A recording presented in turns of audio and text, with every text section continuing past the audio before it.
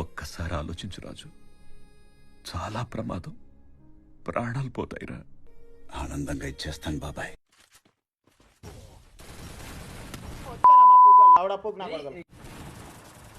Phone చేయి, teammate కి phone చేయి. రాజమాత ఒక్కసారి ఆలోచించండి. తెలంగాణ మన నియమానికినా కరెక్ట్రా. జీవితంలో భయం ఉండాలి, ఆ భయం గుండెలో ఉండాలి. బాగానే ఎక్స్ట్రా తింటున్నావా? నన్ను దెంగుతారు ఎందుకురా బాబు? అయితే ఆ గుండె మనది కాదు, మన ఎదుటోడిదై ఉండాలి.